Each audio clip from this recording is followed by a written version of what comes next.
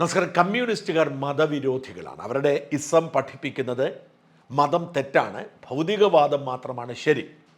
ആത്മീയത എന്ന് പറയുന്നത് ഒരു തട്ടിപ്പാണ്. മനുഷ്യനെ മയക്കി അവനെ സ്വബോധത്തിൽ നിന്ന് മാറ്റി അവൻ്റെ ജീവിതം തകർക്കാനുള്ള ഒരു പദ്ധതിയാണ് മതം. ദൈവം എന്നത് ഇല്ല, ഭൗതികവാദം മാത്രമാണ് ശരി, ദൈവം എന്നത് ഇല്ല എന്നവർ വിശ്വസിക്കുന്നു, എന്നവർ പ്രചരിപ്പിക്കുന്നു. എവിടെയെല്ലാം കമ്മ്യൂണിസ്റ്റുകാർ അധികാരമുറപ്പിച്ചോ അവിടെയൊക്കെ എല്ലാ വിധത്തിലുള്ള മതങ്ങളെയും വിശ്വാസങ്ങളെയും അവർ അടിച്ചമർത്തി. അതിന് പ്രത്യേക വ്യത്യാസമൊന്നുമില്ല. ഇപ്പോൾ കമ്മ്യൂണിസ്റ്റുകാർ ഭരിക്കുന്ന ചൈനയിൽ കത്തോലിക്ക സഭ അവരുടേതായ രീതിയിലുണ്ടാക്കി, പോപ്പിൻ്റെ കീഴിലല്ല. പോപ്പിൻ്റെ കീഴിലല്ലാതെ ഒരു കാത്തലിക് ചർച്ച് ഉണ്ടാക്കി, കമ്മ്യൂണിസ്റ്റ് കാത്തലിക് ചർച്ച് ഉണ്ടാക്കി മുമ്പോട്ട് പോവുകയാണ്. പോപ്പിൻ്റെ കീഴിലുള്ള യഥാർത്ഥ കത്തോലിക്ക സഭ മെത്രാന്മാർക്ക് അണ്ടർഗ്രൗണ്ടിൽ പ്രവർത്തിക്കേണ്ട സാഹചര്യമാണ്. എല്ലായിടത്തും ഉയ്ഗൂർ മുസ്ലിമുകളെ ചൈന തടങ്കലിലിട്ട് ദേശീയവാദികളാക്കുകയാണ്. ഇതാണ് കമ്മ്യൂണിസ്റ്റുകാരുടെ ഒരു രീതി. നമ്മുടെ നാട്ടിലും അങ്ങനെ തന്നെയായിരുന്നു. കമ്മ്യൂണിസ്റ്റുകാർ മതങ്ങളെ ടാർഗറ്റ് ചെയ്തു, വിശ്വാസത്തെ ടാർഗറ്റ് ചെയ്തു. കേരളത്തിൽ അങ്ങനെയാണ് മതന്യൂനപക്ഷങ്ങൾ കമ്മ്യൂണിസ്റ്റ് വിരുദ്ധരായത്. മുസ്ലിങ്ങളും ക്രിസ്ത്യാനികളുമായിരുന്നു പരമ്പരാഗതമായി കേരളത്തിലെ കമ്മ്യൂണിസ്റ്റ് വിരുദ്ധർ. അവർ എക്കാലത്തും കമ്മ്യൂണിസ്റ്റ് പാർട്ടിക്കും CPM-നും എതിരായിരുന്നു.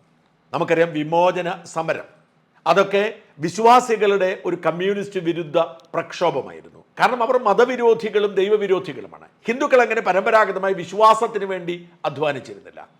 അവരെ സംബന്ധിച്ച് വിശ്വാസം ഒരു അലങ്കാരം മാത്രമാണ്.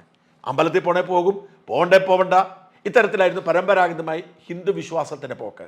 എന്ന് മാത്രമല്ല, കമ്മ്യൂണിസ്റ്റ് പാർട്ടിയിലെ അംഗങ്ങളിൽ ഭൂരിഭാഗവും ഹിന്ദുക്കളാണ്. അതുകൊണ്ട് അവർ ടാർഗറ്റ് ചെയ്തിരുന്നത് മുഴുവൻ ക്രിസ്ത്യാനികളെയും മുസ്ലിമുകളെയും. ന്യൂനപക്ഷ വിരോധമായിരുന്നു CPM-ന്റെ മുഖമുദ്ര. എന്നാൽ പിണറായി CPM-ന്റെ നാഥനായതോടെ, ഡ്രൈവറായതോടെ, അധികാരിയായതോടെ കളം മാറി. ബുദ്ധിമാനായ രാഷ്ട്രീയക്കാരനാണ്. BJP വളർന്നു വരുന്നു, ഹിന്ദു വിശ്വാസികൾ ഒരുമിച്ച് വരുന്നു, ഹിന്ദു വിശ്വാസത്തിന് ശക്തി കൂടുന്നു. ഇതായിപ്പോൾ രാമക്ഷേത്രത്തിൽ വരെ എത്തി നിൽക്കുന്ന തരത്തിൽ ഹിന്ദു വിശ്വാസം ശക്തി പ്രാപിച്ചു.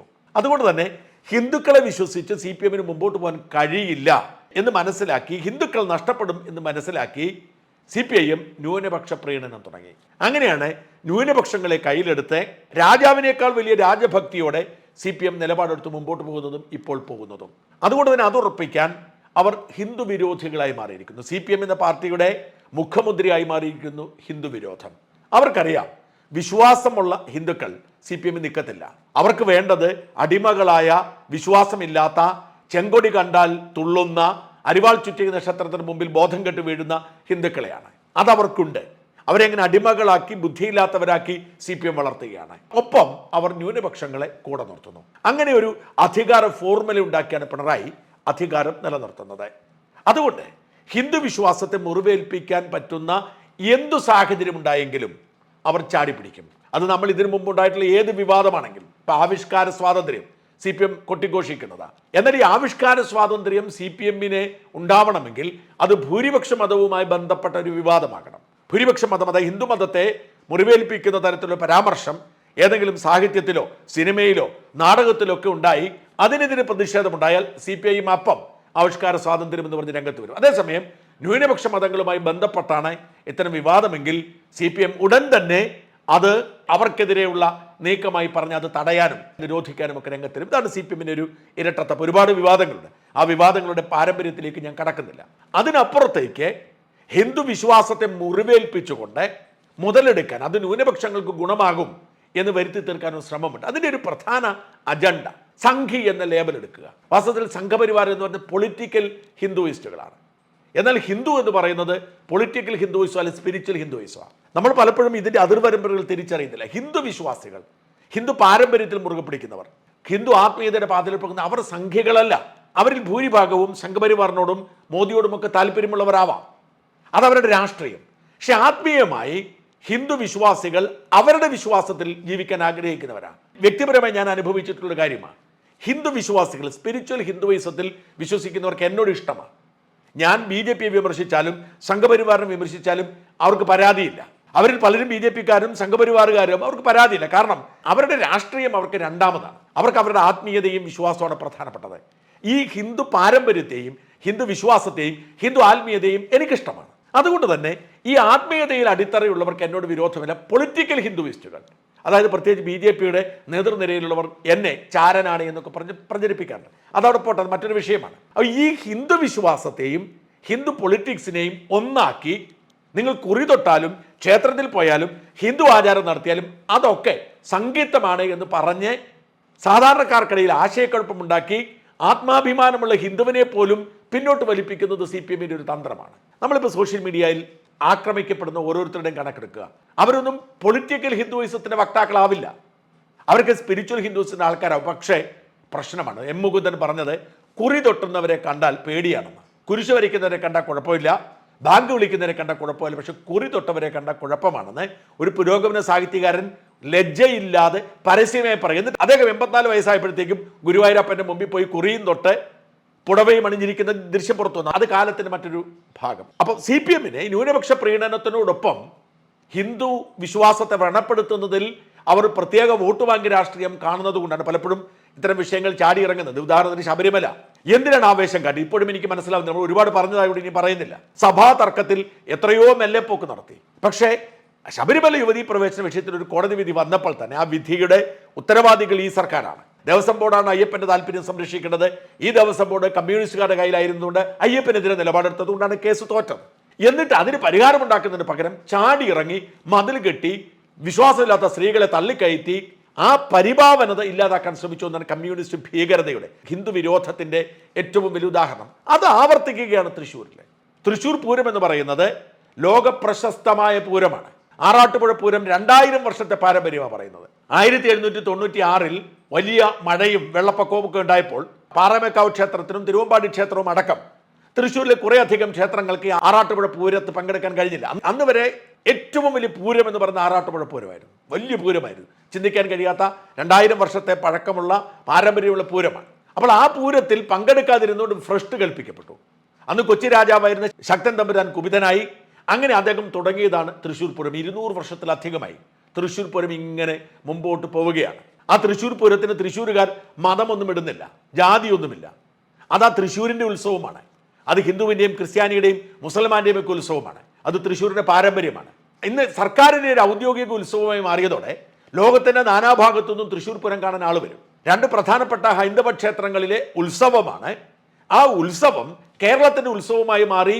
തൃശ്ശൂരുകാർ മാത്രമല്ല, കേരളം മുഴുവൻ ഏറ്റെടുക്കുന്ന, ലോകമെമ്പാടുമുള്ള ആളുകൾ ഏറ്റെടുക്കുന്ന ഒരു മഹാസംഭവമായി മാറി. പക്ഷേ അടിസ്ഥാനപരമായി അതൊരു ക്ഷേത്രോത്സവമാണ്. അതാണ് കമ്മ്യൂണിസ്റ്റുകാരുടെ ഉറക്കം കെടുന്നത്. കഴിഞ്ഞ കുറേ കാലമായി തൃശ്ശൂർ പൂരവുമായി ബന്ധപ്പെട്ട് ഇഷ്ടം പോലെ വിവാദങ്ങളാണ്. പല കോടതി വിധികൾ വരുന്നു, പല സർക്കാർ ഉത്തരവുകൾ വരുന്നു. ആന എഴുന്നള്ളിക്കരുത്, വെടിക്കെട്ട് പകൽ നടത്തരുത്, രാത്രി നടത്തിക്കഴിഞ്ഞാൽ സമയം കുറയ്ക്കണം, ആൾ അങ്ങോട്ട് പോകരുത്, എന്നും വിവാദങ്ങളാണ്. ഈ വിവാദങ്ങളൊക്കെ ഉണ്ടാക്കി വയ്ക്കുന്നത് സർക്കാരാണ്, CPIM ആണ്. അവരെ സംബന്ധിച്ചിടത്തോളം ഇതൊരു ഹിന്ദു ഉത്സവമാണ്. ഹിന്ദു ഉത്സവത്തിന് ഹിന്ദു പരിവേഷം മാത്രം മതി. അതിനൊരു മതേതര പരിവേഷം, ഒരു സർക്കാർ പരിവേഷം, ഒരു ദേശീയ പരിവേഷം വേണ്ട. അതുകൊണ്ട് എപ്പോഴും അവർ ഓരോ കുഴപ്പങ്ങളുണ്ടാക്കും. സർക്കാർ വേണ്ടതുപോലെ വാദിക്കാത്തത് കൊണ്ട് പലപ്പോഴും കോടതികൾ തിരിച്ചടിക്കും. കോടതിയെ കുറ്റം പറഞ്ഞൊരു കാര്യമില്ല. എന്നാൽ സർക്കാർ വാദിക്കണം, വാദിക്കില്ല. ശബരിമല യുവതീ പ്രവേശന വിഷയത്തിൽ ഉണ്ടായതും ഇത് തന്നെയാണ്. അല്ലെങ്കിൽ ഇന്നലെ നോക്കൂ, അതിമനോഹരമായ ഈ തൃശ്ശൂർ പൂരം നടക്കുമ്പോൾ എന്തെല്ലാം കോലാഹലങ്ങൾ ഉണ്ടാക്കിയത്. ഏതാണ്ട് 30-ലധികം DYSPമാർ, 60-ലധികം CIമാർ, ഏതാണ്ട് 3000-ലധികം പോലീസുകാരടക്കം ഏതാണ്ട് 3500 പോലീസ് ഉദ്യോഗസ്ഥരാണ് തൃശ്ശൂരിലെത്തിയത്. എന്നിട്ട് അവർക്കൊരു പണിയുമില്ലാത്തത് കൊണ്ട്, ഒരു കുഴപ്പമില്ല, ഒരു കലാപം ഉണ്ടാവില്ല, ഒരു പണിയുമില്ലാത്തത് കൊണ്ട് അവർ ഉണ്ടാക്കാവുന്ന പ്രശ്നങ്ങളെല്ലാം ഉണ്ടാക്കി. ബാരിക്കേഡുകൾ കെട്ടി അടയ്ക്കുന്നു, എഴുന്നള്ളത്തിന് തടസ്സമുണ്ടാക്കുന്നു, ആളുകളെ ഓടിച്ചു വിടുന്നു, ലാത്തി ചാർജ് നടത്തുന്നു. ആകപ്പാടെ ആ തൃശ്ശൂർ പൂരത്തിന്റെ സൗന്ദര്യം നശിപ്പിച്ചു. ഒടുവിൽ തിരുവമ്പാടി ദേവസ്വംകാരെ അവർക്ക് പൂരപ്പറമ്പിലെ ലൈറ്റ് ഓഫ് ആക്കേണ്ടി വന്നു. ആലോചിച്ച് നോക്കി, ജനങ്ങൾ പിരിഞ്ഞുപോയി. അനേകം ആനകളുടെ അകമ്പടിയോടെ നടക്കേണ്ട എഴുന്നള്ളത്ത് അതൊരു ആനയിൽ, ചടങ്ങിന് മാത്രമേ ആനയിൽ അവസാനിപ്പിക്കേണ്ടി വന്നു. വെളുപ്പിന് 3 മണിക്ക് നടക്കേണ്ട വലിയ വെടിക്കെട്ട്, അതാണ് തൃശ്ശൂർ പൂരത്തിന്റെ ഏറ്റവും വലിയ പ്രത്യേകത. പലരും മനസ്സിലാക്കാതെ പോകുന്നത് തൃശ്ശൂർ പൂരം എന്ന് പറയുന്ന ഏതെങ്കിലും ഒരു ചടങ്ങല്ല, അനേകം അതിമനോഹരമായ ചടങ്ങുകൾ ചേർന്നുള്ളതാണ്. ചിലർ പറയും വെടിക്കെട്ടാണ്, ചിലർ പറയും കുടമാറ്റമാണ്. ഇതൊന്നുമല്ല, ഇതിനപ്പുറത്തേക്ക് അതിമനോഹരമായ ഒരു സങ്കല്പമാണ് തൃശ്ശൂർ പൂരം. ഇതിൻ്റെ തുടർച്ചയുണ്ട്, ഇതിനൊക്കെ ആചാര പാരമ്പര്യമുണ്ട്, ഇതിനൊക്കെ വിശ്വാസപരമായ കാരണങ്ങളുണ്ട്. ഭഗവതിമാർ തമ്മിലുള്ള കൂടിക്കാഴ്ച, തിരുവമ്പാടിയിലെയും പാറമക്കാവിലെയും ഭഗവതിമാരുടെ കൂടിക്കാഴ്ച, പിരിഞ്ഞുപോകൽ, എഴുന്നള്ളത്ത്, തിടമ്പേറ്റ്, എന്തെല്ലാം ചടങ്ങുകൾ, ഇതൊക്കെ മതപരമായ ചടങ്ങുകൾ തന്നെയാണ്. പക്ഷെ മതത്തിനപ്പുറത്തേക്ക് ഇത് മനുഷ്യന്റെ മനസ്സിനെ സ്വാധീനിക്കുന്ന, നമ്മുടെ പാരമ്പര്യത്തെ ഉയർത്തിപ്പിടിക്കുന്ന ഒന്നായി മാറിയിരിക്കുന്നു. ഇതൊന്നും CPM-ന് ഇഷ്ടമല്ല. അതുകൊണ്ട് അവർ നിരന്തരം പ്രശ്നമുണ്ടാക്കി. എന്നാൽ പോലീസിന്റെ തേർവാഴ്ചയായിരുന്നു, ലാത്തി ചാർജ് നടത്തി, ഒടുവിൽ ഈ ചടങ്ങുകളിൽ പലതും അവസാനിപ്പിക്കേണ്ടി വന്നു. രാവിലെ 3 മണിക്ക് നടക്കേണ്ട പ്രധാനപ്പെട്ട വെടിക്കെട്ട് ഇന്ന് നടന്നത് ഏതാണ്ട് 7 മണിക്ക് 8 മണിക്കാണ്. ചടങ്ങിന് വേണ്ടി പകൽപൂരം പോലെ ആക്കി മാറ്റി പ്രധാന വെടിക്കെട്ട്. ഇന്ന് ആലോചിച്ച് നോക്കൂ, എന്തോരം ചടങ്ങുകളുണ്ട്.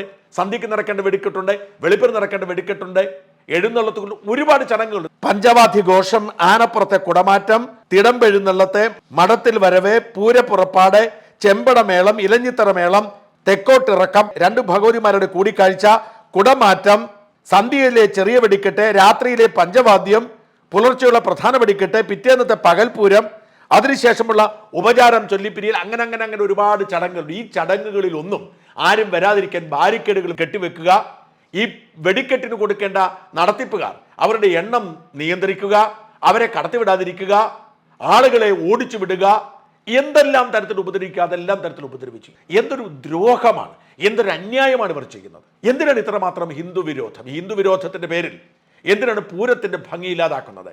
ഈ നാടിന്റെ പാരമ്പര്യമാണ്, മതത്തിനപ്പുറത്തേക്ക് വളർന്നു പന്തലിച്ച ഒരു കേരളീയ ഭാരതീയ പാരമ്പര്യമാണ്. അതിന് നിങ്ങൾ എന്തിനാണ് ഇങ്ങനെ തകർത്ത് കളയുന്നത്? എനിക്ക് മനസ്സിലാവുന്നില്ല. ആര് പറയുന്നത് കുടയിൽ രാമന്റെ ചിത്രമുള്ളത് കൊണ്ടാണ് ഇത്രമാത്രം കലിപ്പ് സർക്കാരിനുണ്ടായെന്ന് അറിയില്ല. എന്തായാലും അന്യായമാണ്, അങ്ങേയറ്റത്തെ വൃത്തികേടാണ്. തൃശ്ശൂർ പൂരത്തോട് നിങ്ങൾ ഇങ്ങനെ ചെയ്താൽ നിങ്ങൾ കേരളത്തിൽ ഇത്തരം പാരമ്പര്യങ്ങളെയൊക്കെ തച്ചുടയ്ക്കുമെന്ന് തീർച്ചയാണ്.